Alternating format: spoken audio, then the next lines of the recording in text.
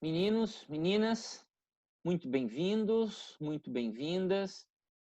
É uma alegria poder compartilhar esse espaço com pesquisadores tão talentosos e tão generosos, tão gentis, como são o professor Arturo Calmon, que tive a alegria de conhecer há já quase 10 anos, e desde então poder conviver intensamente, apesar de vivermos separados por quase 1000 quilômetros.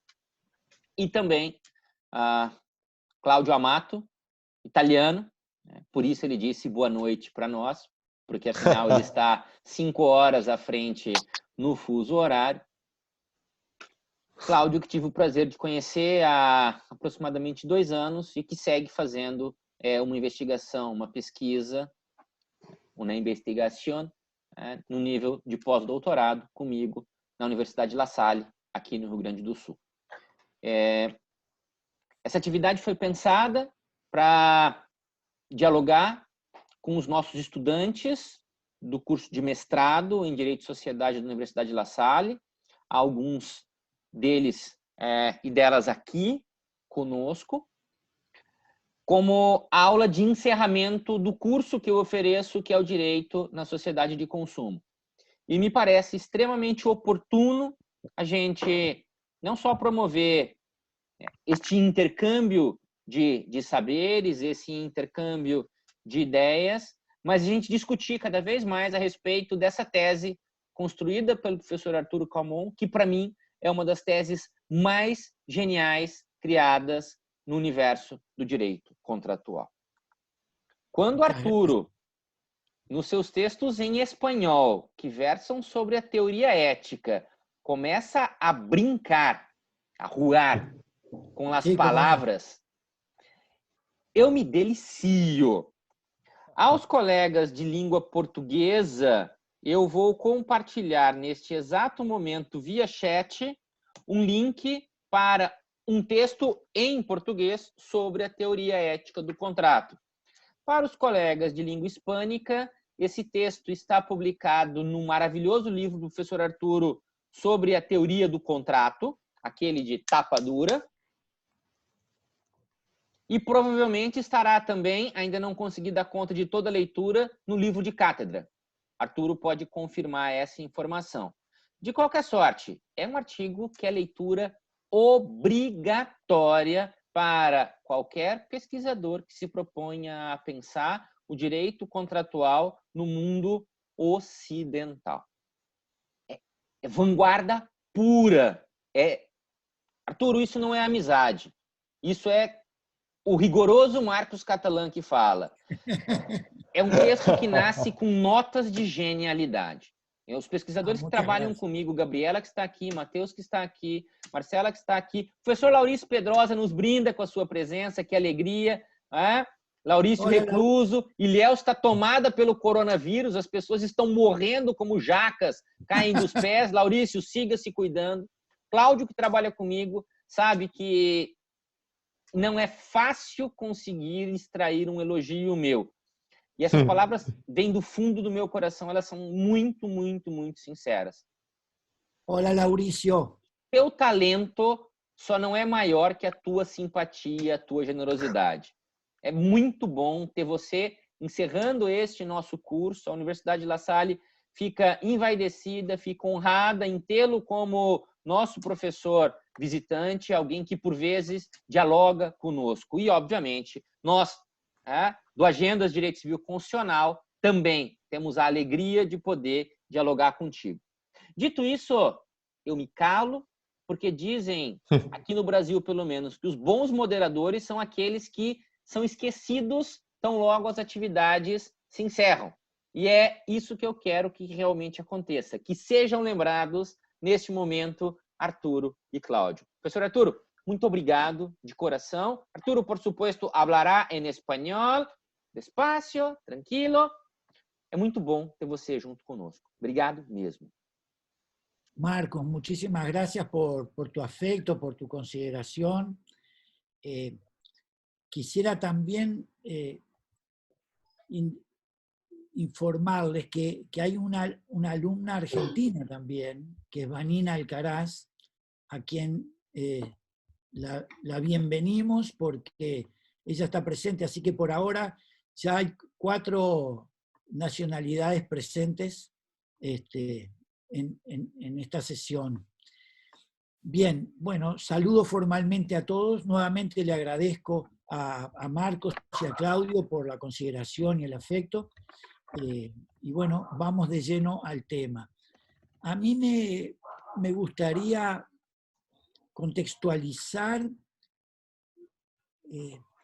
la teoría ética del contrato desde la perspectiva de la convocatoria de interés que despertó en mí una serie de lecturas que uno viene haciendo desde hace tiempo y lecturas que, por un sentido crítico de la vida y del derecho en general y del derecho civil en particular, uno coteja con las realidades por las que va atravesando en la vida, las realidades exógenas al derecho, pero que repercuten en el derecho.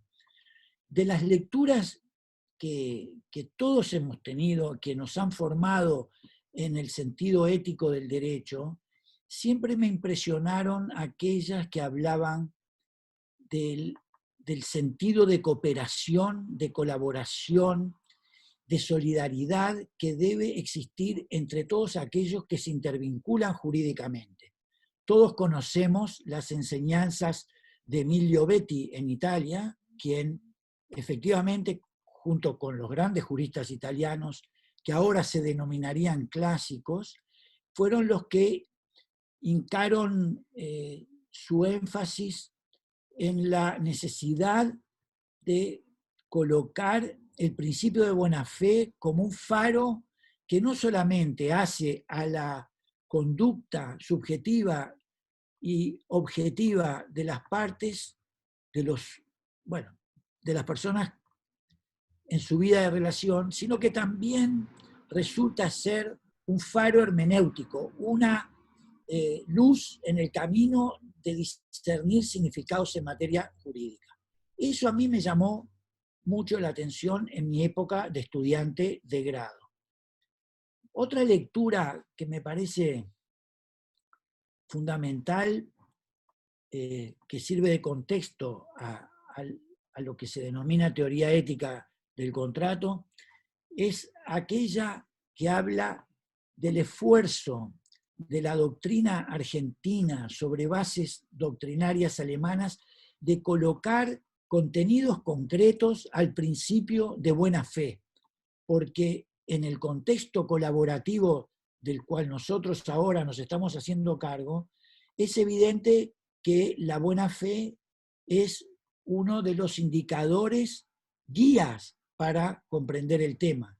Pero no solamente comprender el tema, sino internalizarlo, hacerlo propio de uno. Y en la Argentina, sobre la base del pensamiento abstracto alemán, se han preocupado, básicamente Juan Carlos Resónico, un autor que también hoy en la Argentina se considera un clásico, se ha preocupado mucho por el tema de la buena fe, pero ya no tanto la buena fe como un eslogan, sino con contenidos concretos.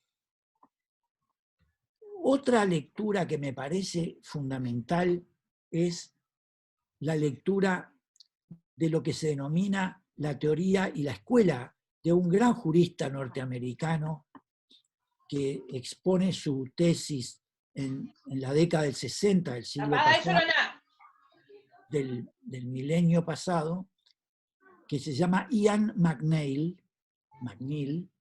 y uno de sus discípulos en la Universidad de Oxford, que es el profesor Dori Kimmel. Ellos generan un interés extraordinario en sus lectores porque hablan del denominado contrato relacional.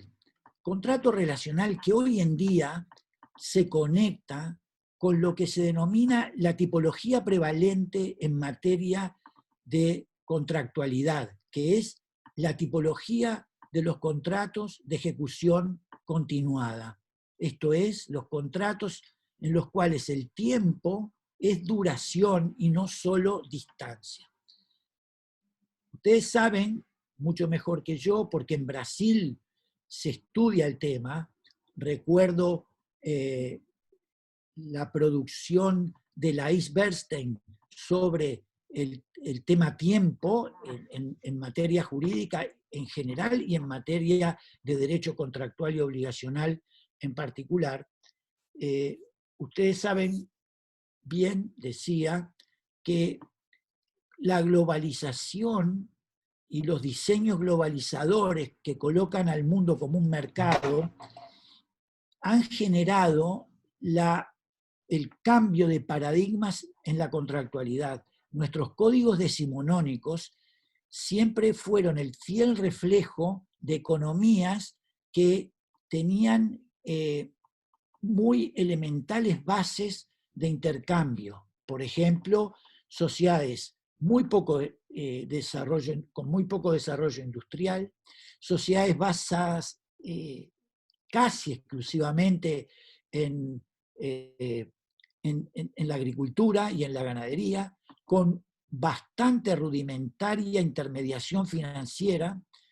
Entonces, los tipos contractuales a los que esa realidad socioeconómica obligaba eran tipos contractuales de ejecución instantánea. Esto es, las partes, básicamente además, de dos contrayentes y no plurisubjetivas ni en términos subjetivos ni en términos plurinegociales como podrían ser hoy los denominados contratos conexos, las partes tenían un contacto prácticamente nulo en cuanto al relacionamiento personal. Era un mero intercambio, su vínculo contractual de bienes y servicios prácticamente de manera instantánea. El tiempo ahí era tomado solo como distancia cuando, por ejemplo, las prestaciones se diferían para más adelante en cuanto a la ejecución, en cuanto a su ejecución. En Estados Unidos, Ian McNeill, en una época como la década del 60, en la que el contexto doctrinario norteamericano se refería básicamente al contrato como un mero intercambio de servicios o de bienes, excluyendo la consideración personal de los contrayentes, la voz de McNeill se levantó muy valientemente, porque había que hablar en aquella época en Estados Unidos como habló McNeill, y McNeill dijo, basando su teoría relacional, que los contratos no resultaban ser meros intercambios de bienes y servicios, sino que también eran intercambios de vínculos personales, sobre los que se erigía básicamente la personalidad contractual de los sujetos.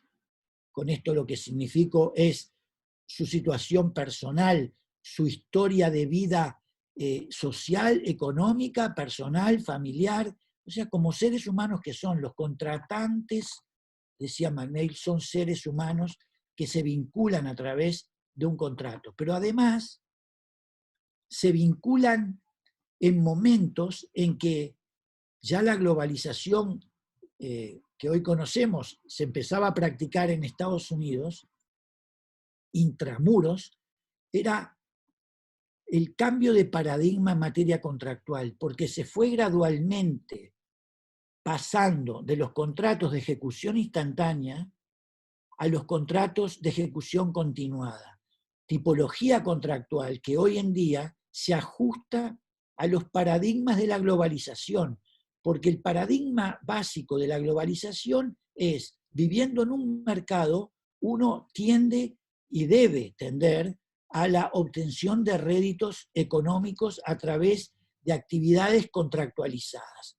Por lo tanto, los contratantes pasaron a ser semánticamente indicados como personas con otro valor de significación. Por ejemplo, uno de los contratantes pasó a ser el cliente. Uno de los contratantes, creo que en portugués se dice fregués, o sea, ya no era un contrayente, era un fregués. Era un fregués a quien debía mantenérsele ligado al proveedor de bienes y de servicios de manera continuada. Esa es básicamente la génesis del contrato relacional. McNeil decía, el contrato relacional no debe verse como una relación entre dos personas que son amantes, que son relaciones acotadas en el tiempo, sino que debe verse como un matrimonio. Y en la Argentina, la tierra de Vanina Alcaraz, el gran jurista argentino Atilio Alterini y el gran jurista argentino Ricardo Lorenzetti y el gran jurista argentino Roberto López Cabana, todos por suerte dentro de mi ámbito de amistad, lo fueron porque fallecieron ya Atilio y Roberto López Cabana, hablaban de que el contrato es una asociación no societaria. Observen ustedes la terminología tan ilustrativa. Es una asociación no societaria de esfuerzos económicos, pero también personales, de personas que se necesitan recíprocamente, fíjense la paradoja, para obtener el propósito y alcanzar el objetivo que cada uno individualmente tiene. Ustedes saben que el mundo es un gran oxímoron, pero también es un ámbito donde juegan un papel importantísimo las paradojas. Por ejemplo, la paradoja de Epiménides el cretense. Epiménides el cretense decía que todos los cretenses eran mentirosos.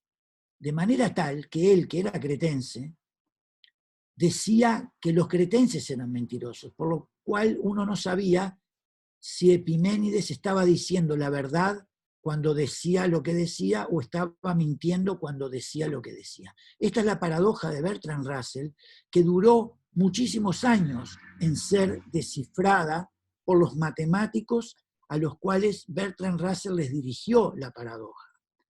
Fue discernida por lingüistas que aplicaron la teoría del lenguaje y aplicaron el mensaje y el metamensaje, que en derecho es la regla y la metaregla. Otra paradoja es la paradoja de Bertrand Russell, sobre la base también de las paradojas de Epiménides el cretense. Bertrand Russell preguntaba a los matemáticos si era posible concebir la existencia de un índice que contuviera a todos los índices. Ustedes vieron cuando nosotros hacemos un libro, generamos un índice bibliográfico, o un índice del libro, o un índice temático. Entonces, él hablaba del índice como sinónimo de archivo. Si hubiese un archivo que pudiese contener a todos los archivos, o un índice que pudiese conseguir a todos los índices. Y todo el mundo le decía que sí, pero él decía no, porque no se va a contener a sí mismo. Con lo cual, él hablaba de los factores exógenos que muchas veces uno desplaza de la atención.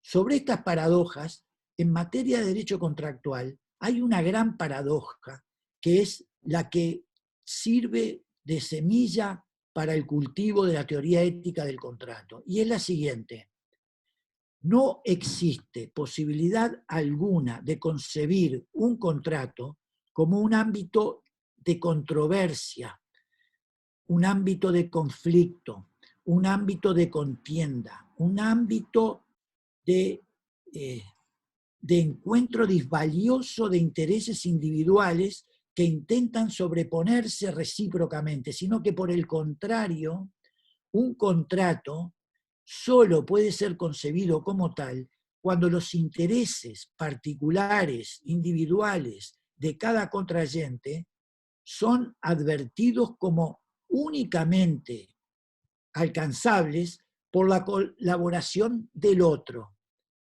La paradoja es que uno no es acreedor sin la colaboración del deudor, ni es deudor sin la colaboración del acreedor. Esto a mí me llamó mucho la atención en Ian McNeill, porque Ian McNeill y luego su discípulo Dori Kimmel establecieron deberes concretos para la buena fe dentro de los contratos que se subsumen dentro del modelo relacional en lo siguiente.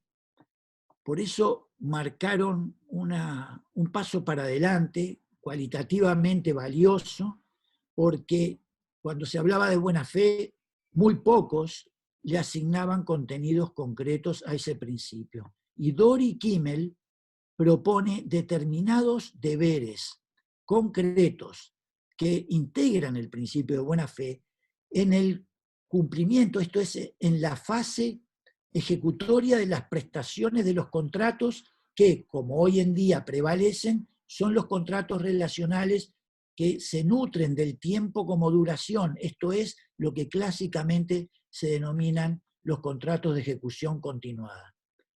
Miren, Dori Kimmel dice que así como en las fases preparatorias o preliminares de formación del contrato hay deberes de cooperación que dimanan del principio de buena fe, durante la fase de ejecución de las obligaciones, esto es, del cumplimiento del contrato, y él, bienvenida Melissa, y él separa cumplimiento de obligaciones de cumplimiento de contratos. Yo ahora después hago un pequeño paréntesis y les voy a decir cómo se puede explicar eso con el modelo de investigación de la teoría del lenguaje. Pero entonces él establece que en la fase, sí, Resónico es el nombre, Juan Carlos, el Resónico es el apellido, Juan Carlos Resónico, se llama Principios Fundamentales de los Contratos. Juan Carlos Resónico.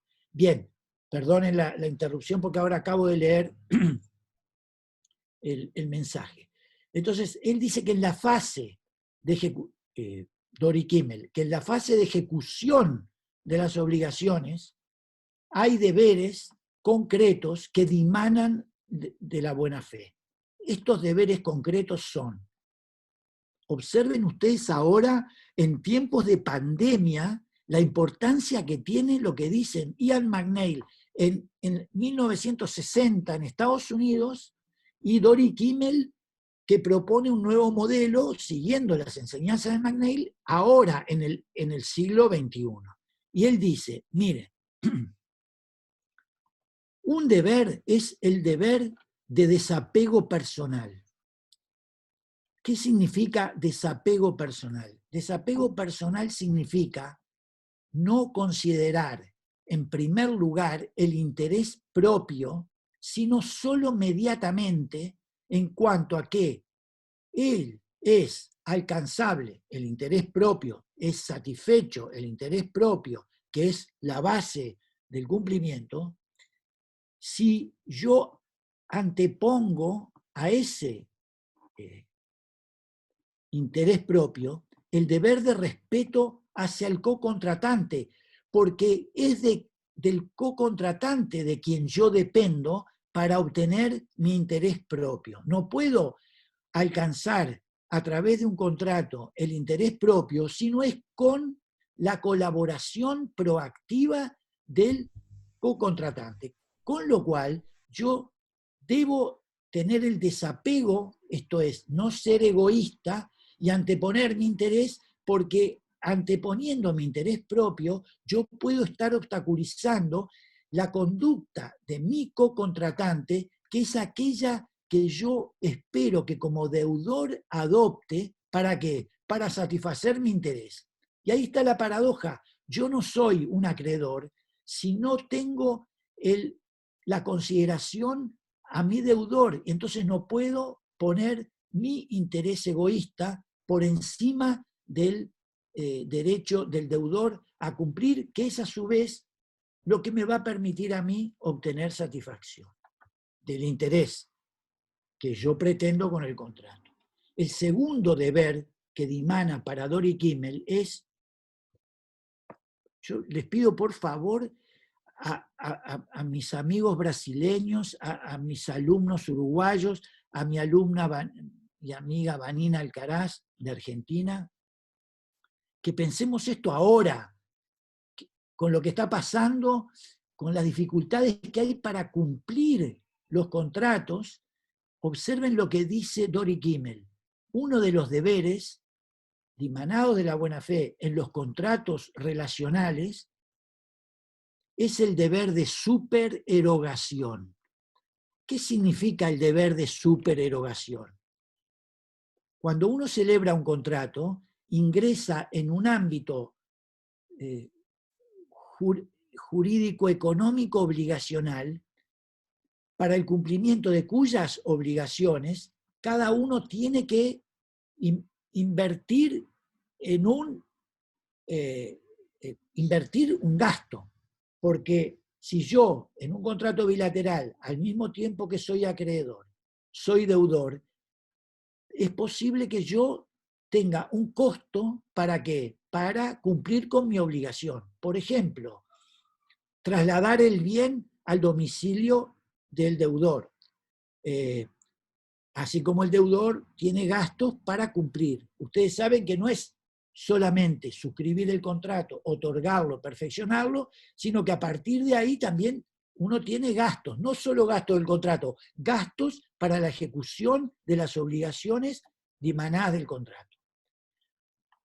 Dori Kimmel dice, mire, cuando un deudor tiene dificultades para ejecutar la prestación que comprometió en el pacto, el acreedor tiene que hacer todo lo posible, así tenga una supererogación, esto es, un plusvalor que invertir, el acreedor tiene que colaborar con el deudor para que el deudor pueda cumplir con su obligación, lo cual puede significar, y casi siempre significa, un gasto extra, y él le llama, hay un deber de supererogación, porque si el acreedor tiene que invertir, va a invertir también paradójicamente en su favor, porque va a permitir con eso que el deudor cumpla la obligación que es aquella que va a satisfacer el interés y la necesidad del propio acreedor, y viceversa.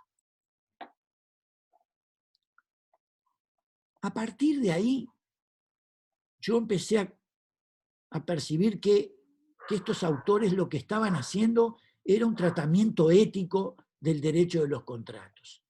Y como yo soy un fanático de la teoría del lenguaje, y acá está presente Santiago Mirande, con quien hemos escrito, porque hemos trabajado sobre la creación de modelos de investigación en materia de derecho contractual. Así que te saludo, Santiago, y te agradezco tu buena voluntad siempre de estar investigando juntos, y también está Martín Rodríguez Pellier, que es un gran docente que integra nuestro equipo. Entonces, con Santiago Mirande nos hemos dado cuenta que el lenguaje no solamente hablar lindo, sino que es una fuente inagotable de creatividad de modelo de investigación. Y yo ahí me empecé a dar cuenta de la importancia que tiene para este tema lo que a mí siempre me llamó la atención, que es la semiótica, que es la teoría del lenguaje. Sí, voy a mandar esos trabajos de investigación, claro, cómo no. Muy bien. Y Silvia Heitos dice también algo que es muy importante respecto de lo que yo estoy diciendo, que también lo contiene en sus investigaciones Dori Kimmel, que lo iba a dejar un poco para después, pero lo adelanto ahora, que es el respeto al contrato como norma jurídica, como norma, como regla de derecho, distinta de las obligaciones que lo componen. Sobre eso voy a hacer después un pequeño paréntesis y una pequeña mención, porque esa aplicación de uno de los modelos de investigación a partir de la teoría del lenguaje. Entonces, yo empecé a darme cuenta que lo que estaban, el denominador común de todos los autores europeos, americanos, norteamericanos y americanos del sur, era un tratamiento ético, era una perspectiva ética del contrato. Eso que siempre los juristas mencionan como la base del derecho, pero que siempre olvidan y siempre estamos distanciados porque el mundo globalizado nos hace perder de vista al propio planeta. Imagínense cómo nos hará perder, si hace perder de vista al planeta, cómo hará perder de vista a los contratos, ¿no? Un día, en la Universidad de Buenos Aires, vi un libro que se llama Provocaciones en torno al derecho. Esto le va a gustar a Marcos y a Claudio, porque ellos son provocadores. O sea, disculpen los alumnos de Claudio y de Marcos, que yo les diga, califique a sus referentes como provocadores. Pero bueno, un científico es un provocador que genera la necesidad de que el otro despierte, se sacuda y piense. Entonces, yo la primera vez que fui a la actividad que desarrollan, denominada Agendas, en Brasil, quedé asombrado, por eso hoy mencionaba a Marcos, que el riguroso profesor Marcos Catalán, porque yo nunca lo había visto tan riguroso en la provocación legítima, y en el buen sentido de la palabra, a sus alumnos de doctorado, postdoctorado y maestría, corrigiéndoles lo que ellos habían establecido como hipótesis de trabajo. Y yo pensaba y decía para mí, si en Uruguay alguien recibe la crítica que está recibiendo este alumno brasileño, es posible que se arme una guerra civil. Pero bueno, ahora, esto le va a gustar a Marcos y a Claudio. Se llama el libro Provocaciones en torno al derecho. Libro que después me fue obsequiado por Santiago Mirande, que él se dio cuenta que a mí me estaba gustando un poco la temática. El libro está escrito por un magistrado que se llama, argentino, que se llama Ricardo Guibur, que es profesor de filosofía del derecho en mi queridísima Universidad de Buenos Aires, de la cual no egresé, pero en la cual participo como miembro de tribunales de evaluación de méritos para la designación de profesores catedráticos de una facultad de Derecho que es de las más importantes de América y de una universidad que tiene nada más ni nada menos que 5 premios Nobel.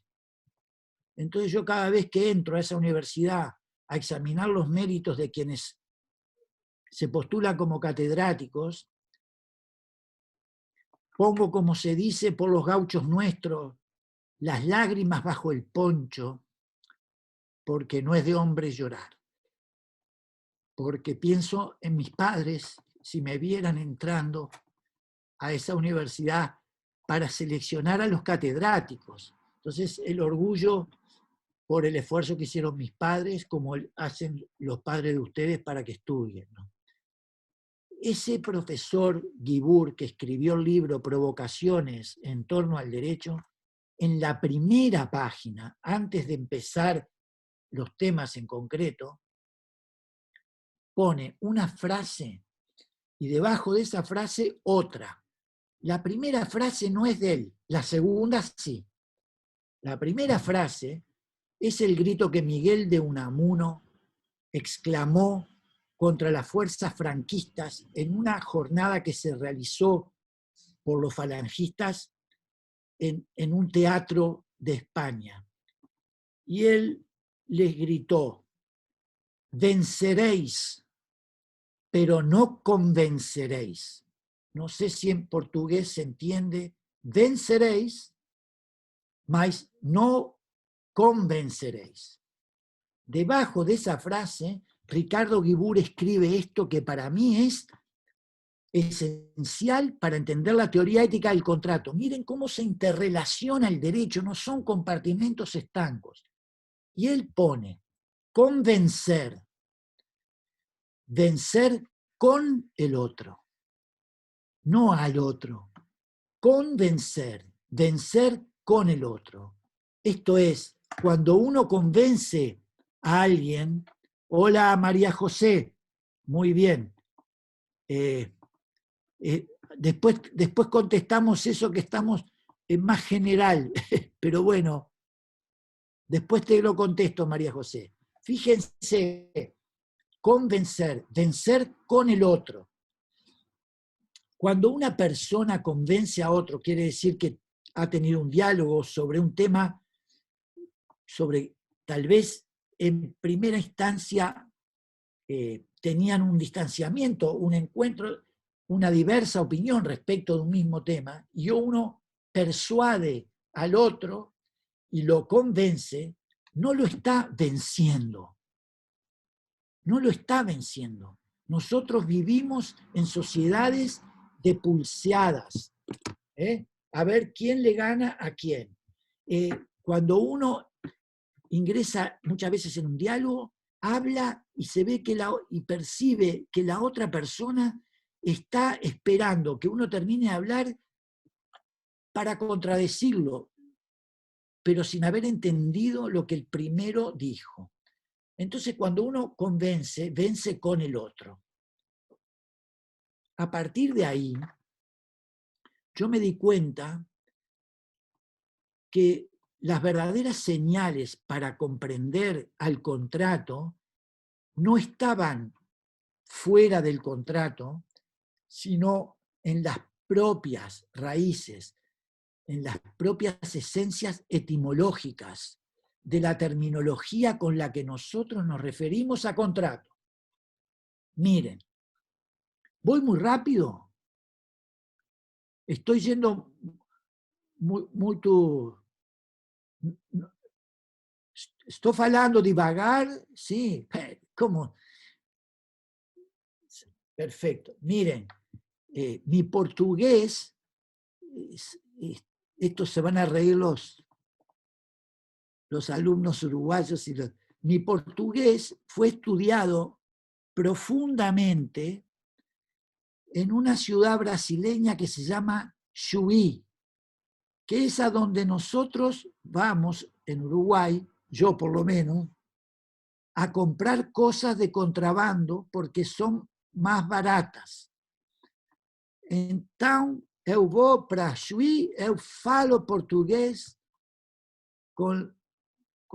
en los comercios brasileños y adquiero productos tan importantes en la vida como herba mate, café, azúcar, y todo eu preciso de falar portugués para mí comprender. Bueno, muy bien. Fíjense los rastros semióticos de la terminología que nosotros usamos para referirnos a contratos. Contrato, tratar con el otro. Consentir, sentir con el otro. En tiempos de tanta incomprensión, uno queda alejado de los sentimientos. Y cuando uno dice que en un contrato, cuando uno presta su consentimiento, está sintiendo con el otro, es posible que quede como un sujeto naif, ingenuo, por fuera del sistema,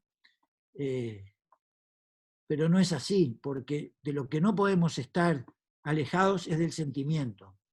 Por eso las clases que nosotros desarrollamos con Santiago Miranda, con Juan José Martínez Mercadal, con Martín Rodríguez Pelle, con el Núcleo de Derecho Civil, que es el grupo de investigación que algún día se me ocurrió inventar, son clases de sentimiento. Y el sentimiento va por el humor, va por la seriedad, va por el desapego personal, por la supererogación. Por lo tanto, contrato, tratar con el otro, consentir, sentir con el otro. Concordar. ¿Cuántas veces decimos nosotros que un contrato es un ámbito de concordancia, pues concordar significa poner el corazón con el otro. Viene la raíz con, en conjunto, y cordis, que significa corazón. Por eso, Eduardo Galeano, nuestro queridísimo novelista de la generación del 45, en su libro El libro de los abrazos, que recomiendo que pueda ser leído, creo que tiene una traducción en portugués, en la primera hoja, él dice recordar. Nosotros por lo general ubicamos la memoria en la cabeza. Sin embargo, no es ahí donde reside la memoria. La memoria reside en el corazón, porque recordar significa pasar 2 veces por el corazón. Viene del latín re, que significa 2 veces, bien sabemos los juristas lo que quiere decir re, y cordis, que significa corazón. Como un pequeño paréntesis para hacer un poco la clase menos pesada de lo que está siendo llevada a cabo por quien les habla, cuando uno lee, porque no hay que leer solamente derecho, lee todos los procesos de trasplantes que ha llevado adelante la medicina en el mundo, descubre que los cirujanos que intervienen en operaciones de trasplante y luego hacen un seguimiento del trasplantado, el trasplantado le informa a su cirujano que tiene sueños de situaciones que él no ha vivido y que también tiene déjà vu de situaciones que él no ha vivido. Eso llevó a que los cirujanos de trasplante cardíaco hayan descubierto que cuando trasplantan el corazón, le trasplantan también al trasplantado vivencias y recuerdos de la persona de cuyo corazón se hizo el trasplante, con lo cual empezaron a investigar y resulta que nuestras células tienen un reservorio de recuerdo, o sea que todo nuestro cuerpo es recuerdo. Y por lo tanto, cuando uno ve la importancia que tiene el rastro semiótico de las palabras y las aplica al contrato, empieza a darse cuenta que la teoría ética del contrato se funda precisamente en lo que la raíz etimológica y el valor de significación, esto es, el valor semántico del contrato, está en todas las denominaciones que se refieren al contrato. Contrato, tratar con el otro. Consentir, sentir con el otro. Concordar, poner el corazón con el otro. Convenir. Nuestro Código Civil, esto va para nuestros alumnos, que cuando uno, los alumnos de grado, le dice, lean el Código Civil, este veterano, ya metí. No, queremos, hoy es viernes, profesor, queremos ir a danzar. Es viernes, viernes y nosso corpo sabe eso. Entonces ya empiezan a marchar a los boliches, a sacarse selfies con la cerveza, pero nunca una selfie con el Código Civil. Entonces, yo les digo que lean el Código Civil. Y el Código Civil dice que contrato es toda convención por la cual una parte se obliga para con la otra, o ambas recíprocamente, a una prestación cualquiera, esto es, a hacer, a dar o no hacer alguna cosa. De manera tal que en el propio centro de la definición de contrato en el Uruguay está la palabra convención. Y convención significa convenire, venir en conjunto. De manera tal que también ahí, en la propia definición estipulativo-normativa de contrato, también se indica que el contrato es una convención, es un venir en conjunto. A partir de ahí, la teoría ética es de muy fácil crecimiento, porque en realidad indica imperativamente cómo es que se debe concebir el contrato, pero además cuáles son los comportamientos que uno debe guardar respecto del contrato. Acá hay algo que es muy importante. Yo me acuerdo que hablé, no de esto específicamente, pero traje a colación lo que se llama el aprovechamiento de la teoría del lenguaje como creación, manantial, fuente, inspiradora para modelos de investigación en unas agendas inolvidables que se llevaron a cabo en Río de Janeiro a invitación de Marcos. Ahí fue donde conocí a todos los investigadores que Brasil tiene, investigadores jóvenes, alentados por el riguroso profesor Marcos Catalán, mi amigo, a quien conocí en Mar del Plata. Él no quiso decirlo, pero lo conocí, Vanina Alcaraz, si estás escuchando, en la ciudad de Mar del Plata. Una jornada sobre derecho del consumo. Y después nos llevaron a cenar. Y cenamos opíparamente y tomamos un poquito, bebimos un poquito del buen vino argentino. Nunca tan bueno como el vino uruguayo. Y salimos con Marcos y con su maravillosa esposa Elisa, caminando, y yo no tuve mejor idea que observar que había una mesa de planchar, no sé cómo se dice en portugués, planchar, alisar. Passar roupa. Pasar ropa, una mesa, una tabla de pasar ropa. Estaba tirada en un contenedor de basura, de licio. ¿Licio se dice? Entonces yo tomé la tabla de pasar ropa y me la puse cargándola por unas cuadras. Y Marcos me tiró una foto que es histórica. Así fue como nació la amistad con Marcos, a través de la tabla de pasar ropa y aquella jornada maravillosa de derecho de consumo.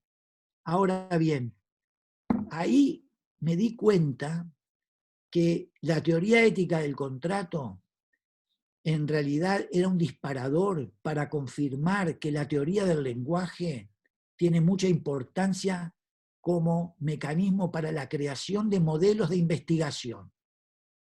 Miren, cuando yo me presento intelectivamente frente a un contrato, yo estoy viendo las cláusulas que conforman ese contrato. Pero yo no solamente veo las cláusulas que componen el contrato. Me acuerdo que en Río de Janeiro yo decía cadeia por cadena, pero eso en inglés es un false friend, porque cadeia en portugués quiere decir prisión. Entonces los muchachos no me entendían mucho. Después me di cuenta que las palabras no me estaban ayudando. Entonces, yo no recuerdo bien ahora cómo se dice cadena. Corrente. Os ¿Cómo? elos ligados. Corrente. Bien.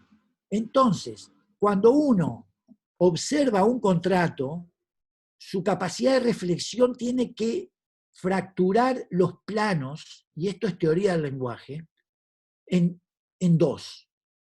Uno es el plano de los componentes de la corriente, ¿cómo es? Uno son los eslabones, ¿verdad? Lo que se va uniendo para obtener un resultado final que es la cadena en español o la corrente en portugués. Ahí hay dos planos. En el contrato ocurre lo mismo. En el contrato ocurre que uno tiene las diversas cláusulas de un contrato que están interligadas sistemáticamente, coordinadas a través de una organización de subpactos que son los que regulan el interés y la necesidad de las partes y el comportamiento que deben las partes ejecutar para obtener la satisfacción del interés del otro contrayente, pero al mismo tiempo tiene que observar el resultado denominado contrato, que es un resultado discursivo. La teoría del lenguaje dice, mire, usted es investigador, mire, yo le voy a proporcionar, a suministrar una metodología para que usted investigue mejor. Usted bifurque su mirada crítica, reflexiva, analítica y observe las cláusulas, pero también observe el resultado final que a esas cláusulas conducen, al resultado al que las cláusulas, los artículos del contrato conducen. Esto, en teoría del lenguaje, se llama un análisis sígnico y un análisis discursivo. A través del análisis sígnico, uno observa los signos. Los signos son los eslabones, los signos son las cláusulas. Pero luego hay un resultado que se abstrae del significado de cada una de las cláusulas y adquiere un significado propio al que hay que prestar atención, que es un resultado discursivo, el contrato, como resultado autónomo, abstracto, esto es, abstraído del valor de significación de las cláusulas en sí mismas. Por lo tanto, a partir de la teoría ética del contrato, con aplicación de la teoría del lenguaje, uno lo que tiene que percibir es que hay cláusulas contractuales a las cuales, siempre que contengan un deber obligacional, un deber de prestación, obviamente hay que ejecutar. Pero también hay que respetar el significado del contrato y cumplir con el contrato, que es algo, una situación abstraída del cumplimiento de las obligaciones que emergen del contrato. El contrato es una norma jurídica y por lo tanto es también susceptible de ser un objeto autónomo para el cumplimiento, para su respeto. Entonces la teoría ética del contrato establece, basada también en la metodología investigativa que proporciona el análisis sígnico y el análisis discursivo que propone Teun van Dijk, un neerlandés que habla del tipo del discurso, funciones del tipo y del discurso lingüístico. El contrato, desde la perspectiva ética, impone conductas de respeto, de ejecución del contrato.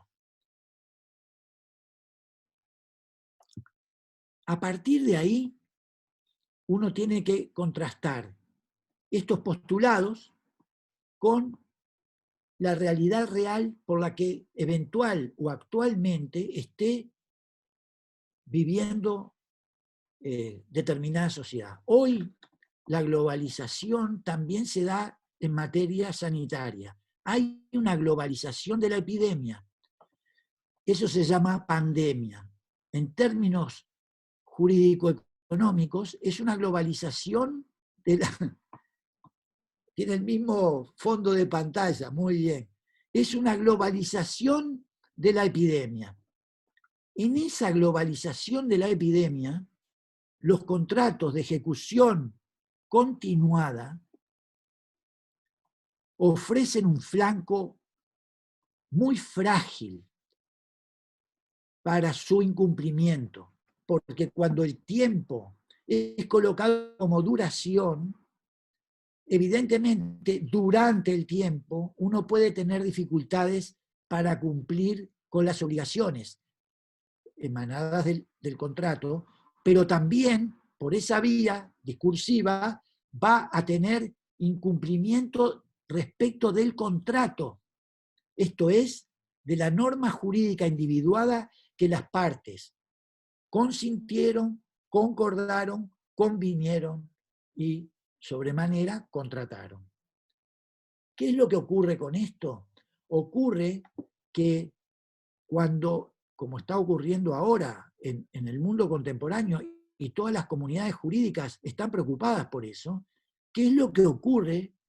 ¿Qué respuesta hay respecto de el incumplimiento no imputable de un deudor respecto de su prestación en favor de su acreedor? Por supuesto que existen mecanismos clásicos, como la fuerza mayor, como el caso fortuito, el caso de que se entienda que caso fortuito y fuerza mayor no son sinónimos. Hay quienes así lo afirman. Pero también está la teoría de la imprevisión, está la teoría de del sobreendeudamiento sobreviniente, de la excesiva onerosidad sobreviniente.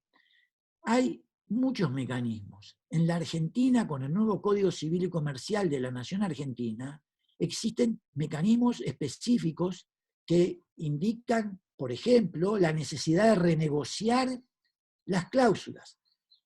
Deber de renegociación que, aunque no lo digan en la Argentina, tiene sus raíces en la teoría ética del contrato, sobre la base de la conversión del principio de conservación en el principio de mantenimiento del contrato a través, éticamente, de facilitar el cumplimiento de las obligaciones que no se puede llevar a cabo en razón de la fuerza mayor.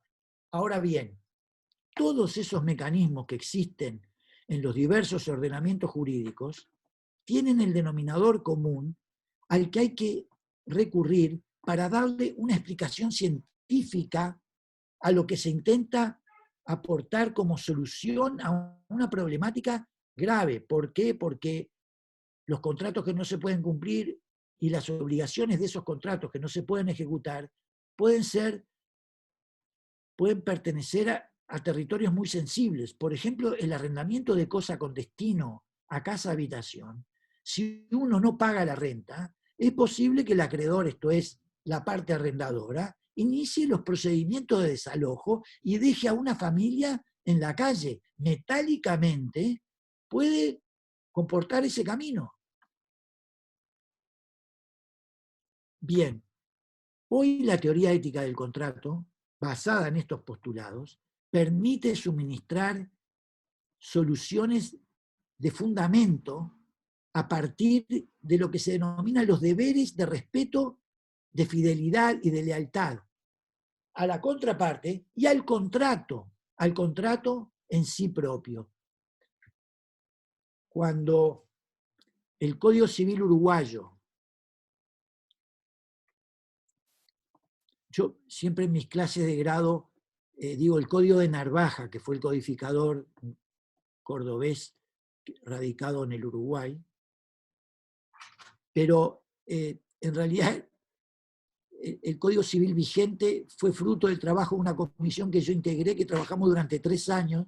Entonces yo a mis alumnos les digo, por favor respeten a su profesor, que es un codificador. Entonces ellos dicen, ay, por favor, ¿qué es esto? Bueno, yo lo digo en broma, porque yo sigo pensando que nuestro código es el código de Tristán Narvaja, una personalidad maravillosa en tiempos decimonónicos en los que no había computación, pero tenían la bibliografía siempre presente, ¿no?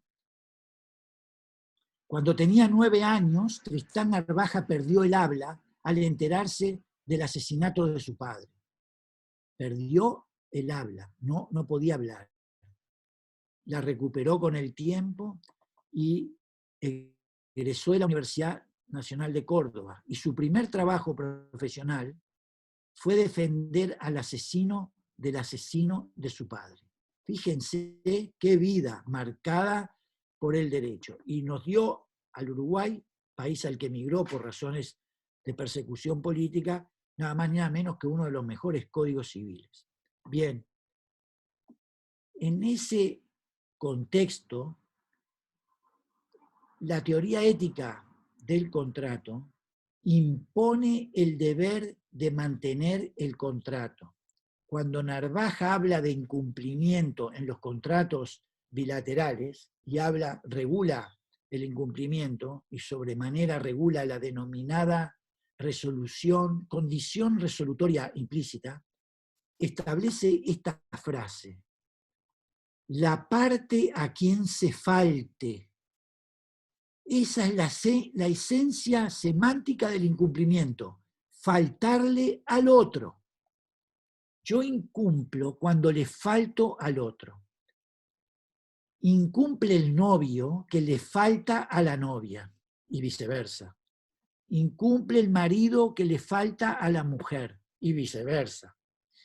Importa si yo nunca he faltado, por suerte me mantengo incólume. Ahora, cuando un amigo traiciona a un amigo, le está faltando, esto es, no se hizo presente en el momento que debía hacerse presente. Esta denominación, esta terminología, en momentos en que la teoría ética debe fundar todas las soluciones que permitan contemplar y considerar la situación que otras instituciones clásicas establecen como la fuerza mayor, el caso fortuito. En la teoría ética lo que debe resaltar es el fundamento. Cuando de teoría ética se trata, cuando alguien incumple y está faltando al acreedor, el acreedor no puede faltarle al deudor que ha incumplido por fuerza mayor y tiene que estar presente colaborando con él para que él pueda cumplir, porque como dije al principio, cumpliendo va a cumplir con el objetivo del contrato, el objetivo propio del acreedor a través del contrato, que es satisfacer su interés, satisfacer su necesidad, esto es su derecho subjetivo a que se le contemple. Por lo tanto, hay ahí una gran paradoja dinámica. Uno falta por fuerza mayor y el otro, a quien se le faltó, no le debe faltar a aquel que faltó y debe colaborar para que la falta sea sobrellevada y eliminada. Bueno, básicamente esas son las bases de la teoría ética del contrato, que por supuesto admite todos los desarrollos que admiten los institutos que son polifuncionales, pero que tienen una fundamentación teórica esencial. Yo quiero terminar por ahora con esto, sobre todo dirigido a los alumnos, porque Claudio, Lauricio, Marcos, son expertos en esto. Pero a mí me gustaría dirigirme a los alumnos de posgrado brasileños y a los alumnos de grado uruguayos y argentinos. No hay ninguna posibilidad de tener éxito en la comprensión del derecho, en la cabal internalización cognitiva del fenómeno jurídico, científico jurídico llamado derecho, si uno no atraviesa los marcos conceptuales teóricos de referencia. Eso es fundamental. Yo no puedo estudiar derecho mediante la mera recolección de casos, porque mañana, como dice Popper, que todos los cisnes que yo haya visto sean blancos, no significa que todos los cisnes sean blancos, lo cual, con esa frase, página 27 de Lógica de la Investigación Científica, destruye los métodos inductivos y sobreinductivos para analizar el derecho. Y destruye los métodos de enseñanza que enseñan el derecho desde el aula casuística. Hoy vamos a dar en clase lo que piensa la jurisprudencia sobre tal cosa. Y le traen 15 fallos. Mañana otros 15 fallos. Pero no todos los casos son iguales, afortunadamente. Solo los marcos conceptuales con pensamiento deductivo e hipotético deductivo, pensamiento teórico, pensamiento abstracto, intemporal, permite solucionar problemas, porque el derecho está destinado, entre otras cosas, como estructura está preordenada a solucionar problemas. no casos. Porque para eso viene la inteligencia artificial y pone un robot, y les puedo asegurar que resuelve los casos con toda la información con la cual uno nutre a la cabecita esa de inteligencia artificial. Y es capaz, hoy o mañana, y así lo indica la neurociencia, es capaz hasta de pensar en abstracto, y entonces nos va a desplazar y nosotros nos vamos a volver esclavos de ese robot. Así que, alumnos, cuando hagan trabajo de investigación, pongan énfasis, teoría del lenguaje, modelos investigativos a partir de los signos y del discurso. La teoría del discurso de Van Dijk, el lenguaje. Nosotros falamos portugués, parliamo italiano y hablamos en español y ni siquiera dominamos las reglas de la gramática. Tampoco dirimimos si escribimos como hablamos o si hablamos como escribimos. Y olvidamos que uno escribe para ser leído y habla para ser escuchado. De manera tal que uno no puede escribir como habla, porque el lector va a leer lo que estaba destinado a ser escuchado. Esa base inicial para entender derecho es absolutamente insuficiente. Por eso cuando ustedes hagan sus trabajos de tesis, ustedes tienen que aplicar metodología de investigación que se base en teoría del lenguaje y en marcos teóricos conceptuales de referencia. Por ahora, quedo a la espera de que nuestro querido Claudio nos siga ilustrando, porque yo le saqué muchos apuntes a Claudio cuando lo conocí hablando. Él tuvo una discusión allá en unas agendas con Fabricio, que también es Fabricio Pontín, que también es una luz en materia intelectual. Y de ese debate que tan respetuosamente y con tanta altura y con tanto vigor desarrollaron Claudio y Fabricio, yo comenté a algún conocido en la audiencia, qué bien que valió la pena venir acá, solo para escuchar, dije esto con todo respeto, a estos dos animales que acaban de debatir y me han dejado una enseñanza extraordinaria. Así que Claudio y Marcos, muchísimas gracias y te escuchamos, Claudio. Tus aportes tan bienvenidos. Arturo, maravilhoso, muito bom te ouvir. Professor Arturo parece... faz parecer fácil um tema extremamente denso. Ele aqui, nesta hora e pouco que conversou com a gente, ele condensou pensamento construído ao longo de pelo menos 2 séculos, 200 anos. Muitíssimo, muitíssimo obrigado.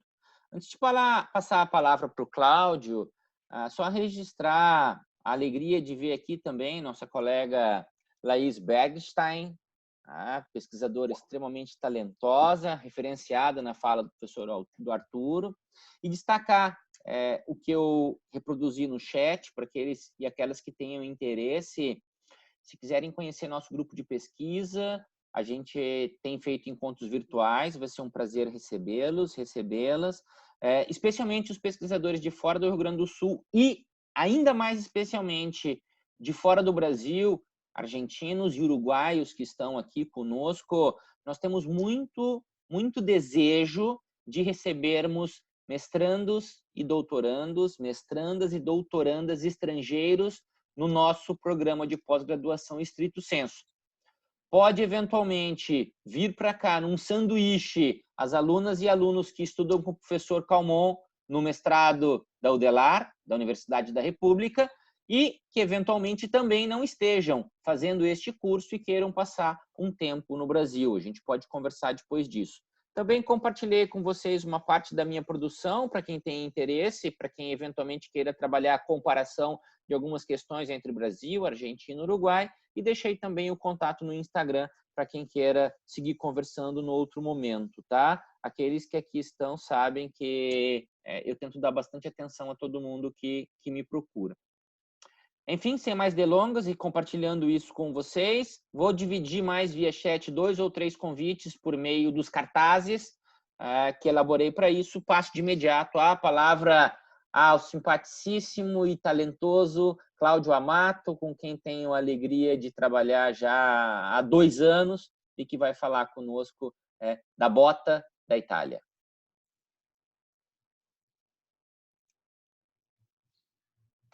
È una grandissima honra poder estar aqui com vocês. As palavras do professor Arturo, que para mim foi uma luz, um encontro fantástico naqueles dias da agenda em Vitória. Acho que choraria. Ele me tocou o coração com as palavras que ele pronunciou no final da sua fala. Então, obviamente, tentar de dizer alguma coisa de interessante depois da fala do professor Calmont, como tentar de fazer uma boa canção reggae depois do Bob Marley, muito complicado. Mas vou dizer só pequenas palavras sobre aquilo que o professor Calmont falou no final. O professor Calmont fez uma explicação maravilhosa do conceito do contrato. Fez uma coisa que eu adoro nos juristas, mas que, infelizmente, só poucos mentes muito dotadas consigam fazer, ou seja, ser muito simples, falando de coisas muito complicadas. É uma capacidade que tem só poucos intelectos. Segunda coisa, o professor Calmont fez uma outra coisa que eu adoro e que acho fundamental para todas as pessoas que começam um percurso de pesquisa, ou seja, combinar, juntar, porque para mim é impossível fazer isso separado, é tratar o problema central do direito, que é a metodologia. Com muita sorte, para mim, o professor Marcos sabe isso, eu sou completamente na linha das ideias do professor Arturo, porque para mim é necessário trabalhar com análise da linguagem. Obviamente pode não ser suficiente, mas o primeiro passo, o ponto de partida para cada análise, para mim não pode que ser a consciência da linguagem, de toda essa teoria da linguagem, da semiótica jurídica. Então, eu vou dizer pouquíssimas palavras para concluir esse fantástico encontro, essa fantástica aula online. O professor Arturo falou da teoria ética do contrato. É uma ideia original. Nunca li outros autores falar disso no mundo até agora, pelo menos nos idiomas que eu conheço. Não sei se existem, talvez, um professor japonês que falou disso, mas eu não sei. Posso dizer que é uma ideia muito original, acho muito interessante e muito explicativa da evolução do fenômeno contractual no tempo da globalização. Mas então, o professor Arturo concluiu sua intervenção ponendo uma grande pergunta para todos, juristas e não juristas. Ou seja, o que acontecerá quando no judiciário, mas talvez na advocacia, nas universidades, o ensino do direito, a formação do direito, a formação do contrato, será deixada nas mãos dos algoritmos, dos robôs, o que vai acontecer? É possível imaginar uma teoria ética do contrato na época, na era dos algoritmos. Eu vou dizer isso.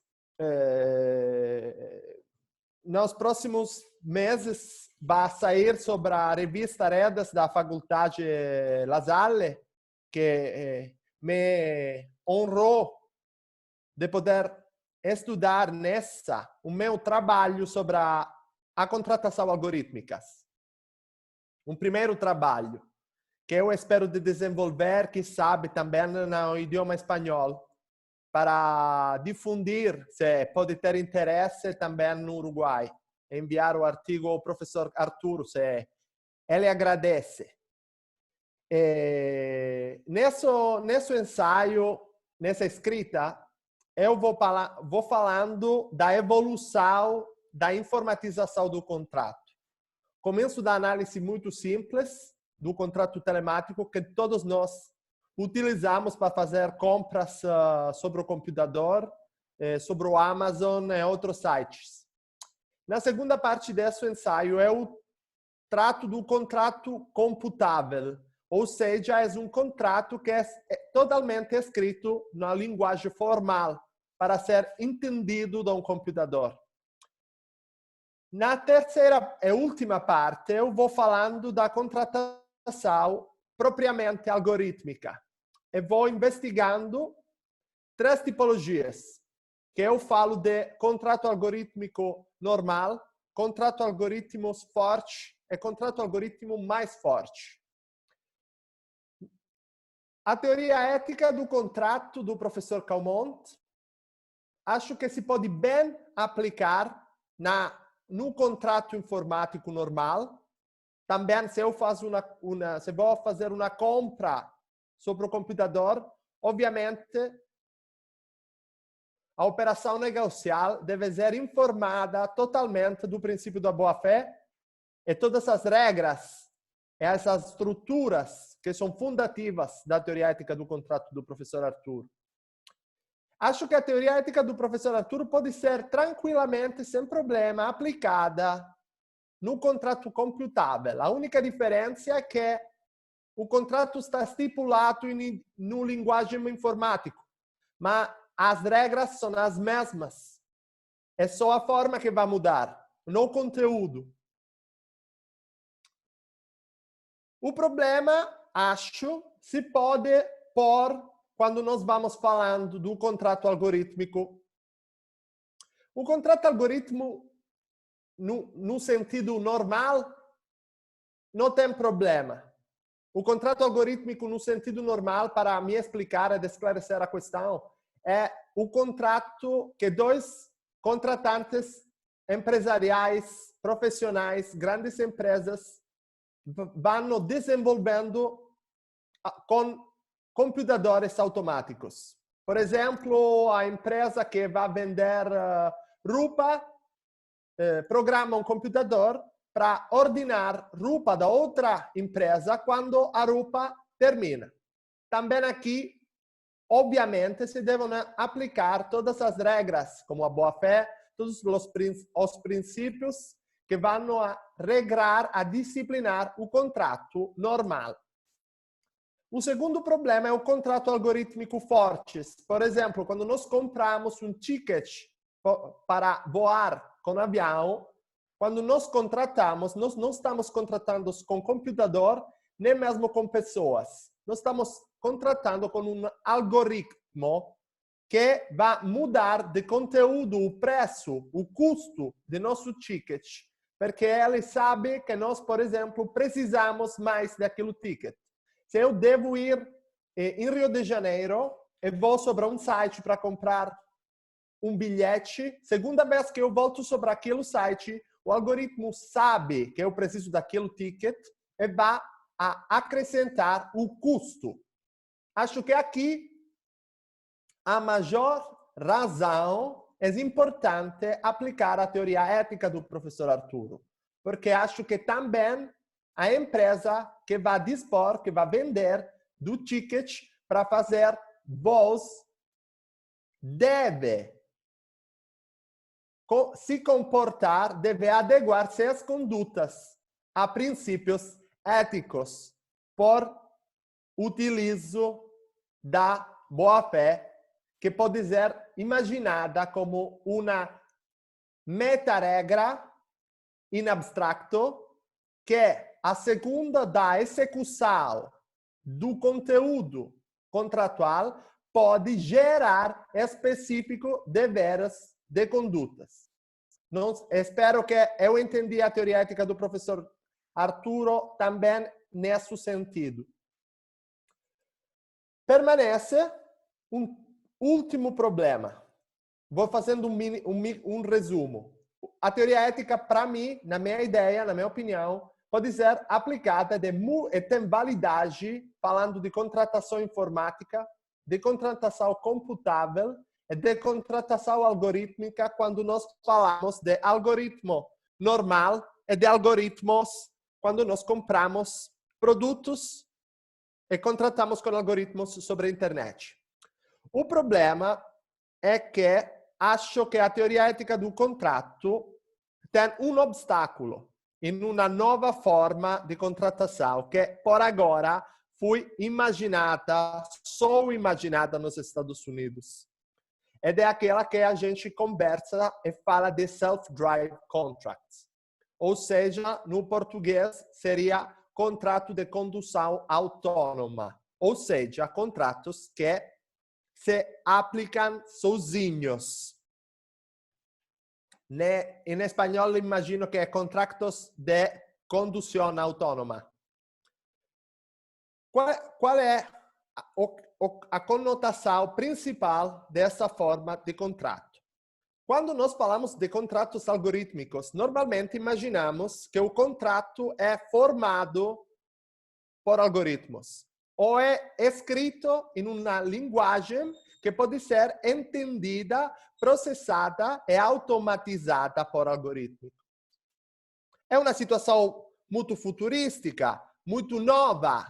A doutrina se deve confrontar, deve inventar, criar novas metodologias. Mas o problema parece centrado, bastante focado. Regras do direito contratual aplicadas à contratação efetuada por algoritmos.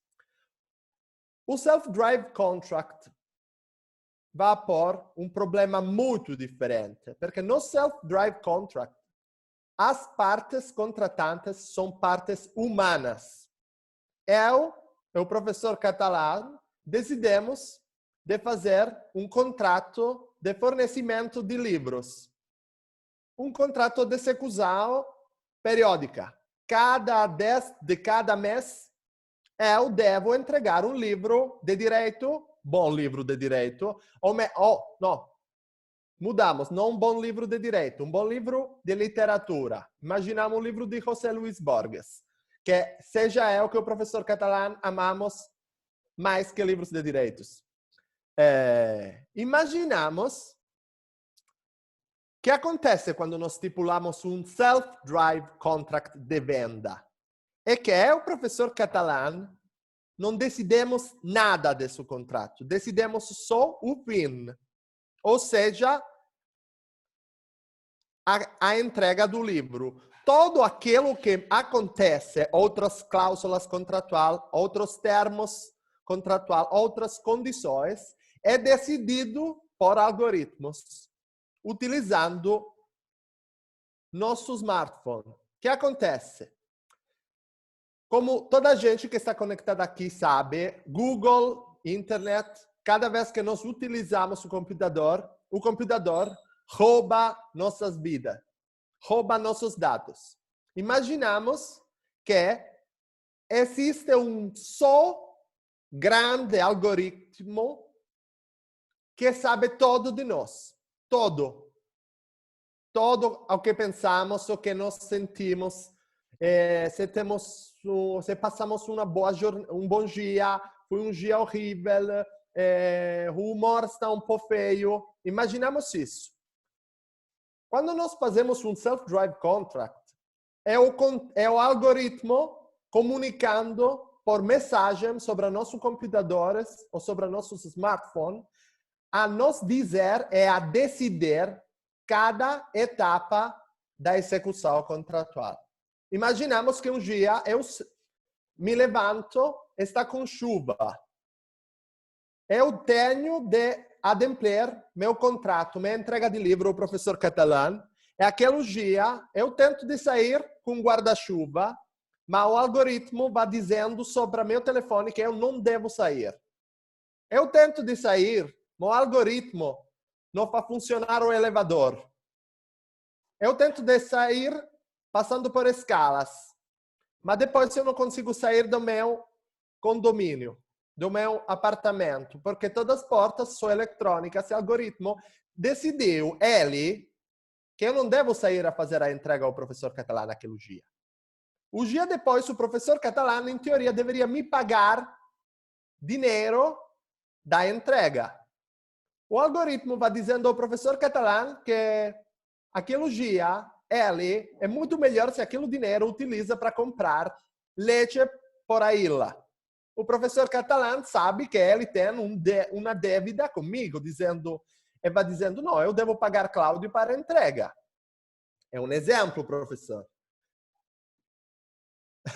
É um exemplo. Imaginamos que o professor é uma boa pessoa, vai dizendo, eu posso fazer ambas as duas coisas. Compro leite por a ilha e pago o livro por Cláudio. O algoritmo decide que ele não pode fazer as duas. Porque quando o professor vai utilizar cartão, o cartão fica bloqueado.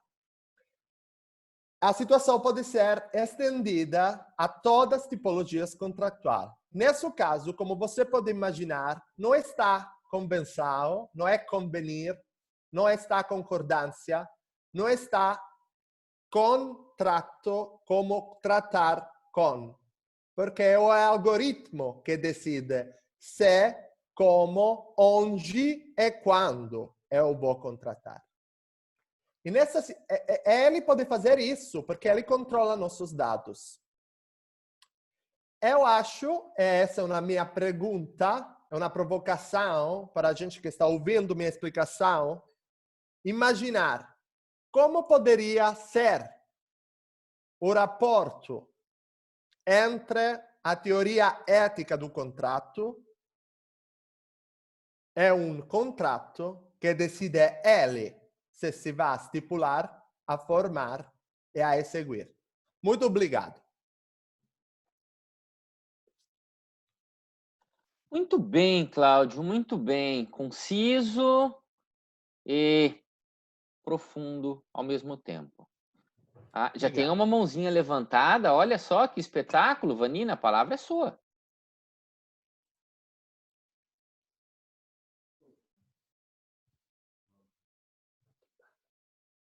Microfone aberto, Vanina. Sí. Primero, felicitaciones a Claudio porque le sembró una semilla cuyo cultivo va a demostrar, la cosecha va a demostrar las posibilidades infinitas que a partir de la teoría ética tenemos para abordar ya no solo Claudio, Marcos y todos, ya no solo metodológicamente, sino epistemológicamente. Porque yo no sé si la intervención de un algoritmo no conduce a lo que podría denominarse una acontratación, esto es, una no contratación. Ahí está en juego, básicamente, el combustible de la ética, que es la vida. O sea, prácticamente se elimina el factor humano y el factor humano accede solo por una necesidad imperiosa que tal vez pudiera ser sindicada como anulatoria del señorío volitivo. Ahí el estado de necesidad implica otro enfoque, ¿no?, más profundo, pero yo creo que el verdadero significado de lo que acaba magistralmente plantear Claudio es, si no estamos conduciendo toda la materia contractual a la desaparición. Uno podría decir, derecho quo vadis, derecho contractual. Miren, mutatis mutandi, en materia de responsabilidad civil, los grandes pensadores de vanguardia dicen que la responsabilidad civil por daños va a ser eliminada por sustitución por el derecho de seguros, por los seguros. Con lo cual, más allá de discutirse ese tema, ahí está planteado un tema epistemológico. ¿Cómo vamos a hacer desaparecer segmentos muy importantes del derecho? Bueno, eso tiene la inteligencia artificial, la robótica, ¿no? Tiene algo que epistemológicamente debe ser subrayado. Por ejemplo, quo vadis, derecho de los contratos, prácticamente a la configuración de una eliminación, porque que un algoritmo haga el contrato, determine las reglas y además me incluya necesariamente a mí sin considerar mi señorío volitivo, de contrato prácticamente no tiene nada. Capaz que hay nuevos paradigmas que implican la determinación de individualizar situaciones, pero que son acontractuales. Una sola... Sí, perfecto, sí, claro, lo hacemos, Claudio. Miren, hay algunas situaciones jurídicas en Uruguay que estimo que tal vez se den en Brasil y en Italia y en Argentina, que se intenta legislar y resulta que no se legisla, y a eso es un fenómeno que yo he denominado alegislación. El profesor Santiago Mirande, en estos días que tuvimos que intervenir a raíz de un proyecto de ley que modifica o intenta modificar el Código Civil, él también se refirió a la alegislación, a las situaciones de alegislación. Mutatis mutandi, lo que acaba de decir Claudio, es un aviso al navegante. Nosotros somos los navegantes y él nos avisa, miren, este barco va hacia la eliminación posible de la materia contractual por supresión del señorío volitivo, que es la base de un contrato, porque sin manifestación, sin ejercicio de un señorío volitivo, no hay contrato. Yo realmente te felicito, Claudio, porque eso implica un avance respecto de un abordaje que va más allá todavía del abordaje metodológico, que es el abordaje epistemológico. Marcos. Obrigado. No, por favor. Obrigado a você. Tante grazie a te. E auguri! Auguri, tanti auguri. Esperamos. Há uma mão levantada, a Vanina me parece que quer fazer o uso da palavra, sinta-se à vontade.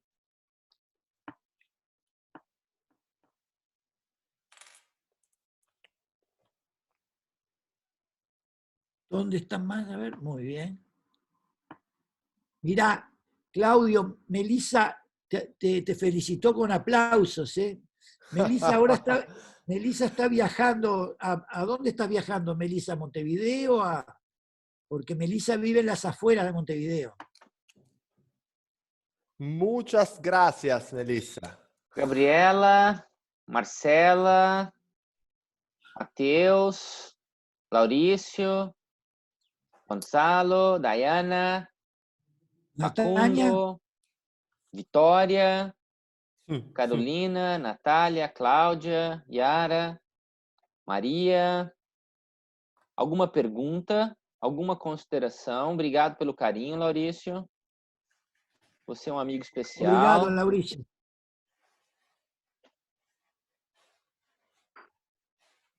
Los hemos dejado mudos a todos. A ver, Gabriela, muy bien. Diga, Gabriela.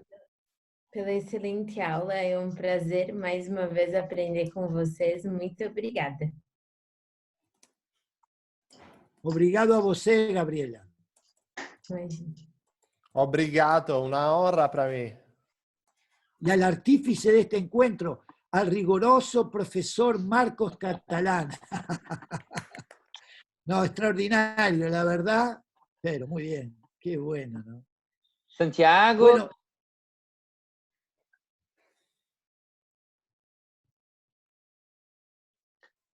Arturo, paramos por aqui então, vamos descansar um pouco. bien, y a las 19:30 nos vemos, ¿no? 19h30, nesse mesmo endereço eletrônico, nessa mesma senha. Bien. Después. Yara, muchas gracias por tu comentario y también Natalia Techera, muchas gracias. Y bueno, a todos, no, muchas gracias a ustedes. Lauricio, un saludo especial de mi parte a Larisa San Mateus y a Camille, ¿tá? Que yo me hice muy amigo de ellas y realmente les mando un gran saludo, y al extremo tal que Larisa y Camille, yo les llevé a Buenos Aires un frasco de dulce de leite a cada una, porque me trataron muy bien en Brasil. Y Larisa le comentó a la madre, y dice que cuando yo vaya a la tierra de Lauricio, que es Ileus, que me van a llevar a la mamá de Larisa, me va a hacer una comida típica de la zona. O sea que mandale un saludo, Lauricio, a Larisa São Mateus y a Camille, ¿sí?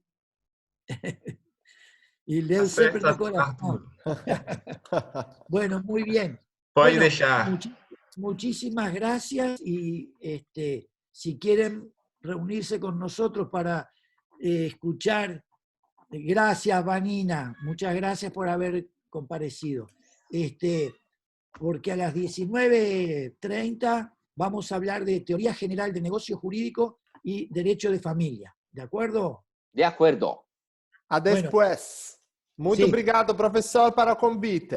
Muito obrigado. Terminamos aqui, então, esse seminário que se propôs a explorar uma teoria ética nos contratos civis de consumo. Arturo, Cláudio, obrigado, e a cada um de vocês, que esteve conosco, agradeço também de coração. Peço a Gabriela, Marcela e ao Matheus que fiquem por aqui, Cláudia também, nós 5 seguiremos mais um pouco.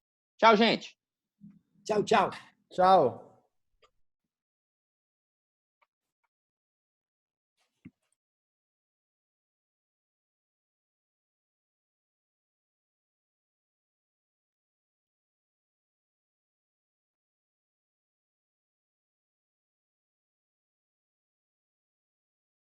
Cláudia, que está conosco, é a nossa Cláudia?